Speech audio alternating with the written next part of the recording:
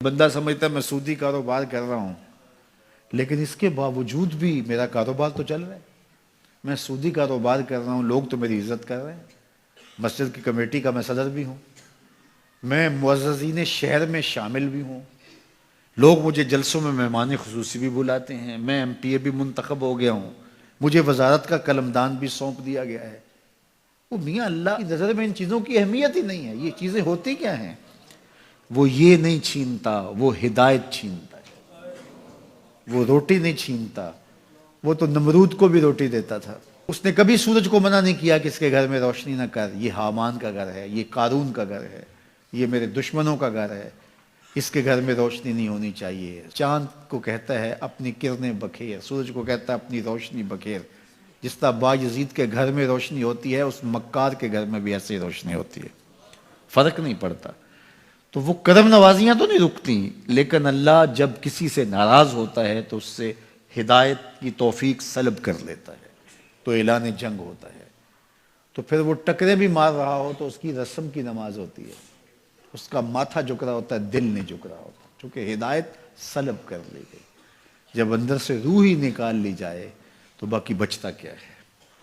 تو یہ بات ذہن میں رکھیے گا کہ اللہ تعالیٰ جل شانہ نے ہمیں جن کاموں سے روکا ہے، جن کاموں سے منع کیا ہے، ان کاموں کے کرنے میں ہمیں کبھی بھی بھلائی اور خیر نہیں مل سکتی۔ یہ ہم جب اچھی طرح سے ذہن نشین کر لیں، اگر اللہ پر ہمارا یقین اور یقیناً اس پر ہمارا ایمان ہے، تو پھر وہ امر جو اللہ کی طرف سے جن سے روک دیا گیا تو ہم کبھی بھی ان کے قریب تک نہ جائیں، اور جن کاموں کے کرنے کا اسے حکم دیا گیا اس کی حکمتیں نہ بھی ہمیں معلوم ہو۔ آج جدید سائنس تحقیقات کرتی ہے تو ہمارے سامنے آتا ہے کہ وضو کے کیا فوائد ہیں۔ آج ہمیں لوگ بتاتے ہیں کہ جناب آپ امامہ باندھیں گے تو سن سٹروک سے بچ جائیں گے۔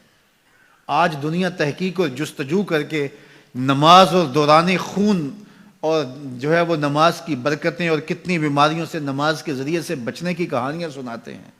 اچھی بات ہے، نماز سے صحت پہ اثر پڑتا ہے، یہ اچھی بات ہے کہ وضو سے بہت ساری بیماریوں سے نجات ملتی ہے، یہ اچھی بات ہے کہ سر پہ امامہ باندھ لے تو سن سٹروک سے بچ جاتے ہیں، یہ اچھی بات ہے کہ آپ روزہ رکھتے ہیں تو کینسر جیسے امراض سے آپ کا بچاؤ ہوتا ہے، یہ اچھی بات ہے کہ فلاں عمل کرتے ہیں تو فلاں ہوتا ہے۔ لیکن صاحب، ہم سن سٹروک سے بچنے کے لیے امامہ نہیں باندھتے، ہم محمد عربی کی ادا کے لیے باندھتے ہیں۔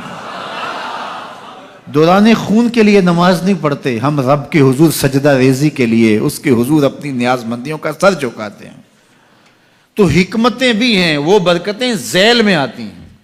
تو یہ بات ذہن میں رکھیے گا کہ حکمتیں معلوم نہ بھی ہوں تو ہم عمل کرتے ہیں۔ یہی تو ہے کہ یومنون بالغیب۔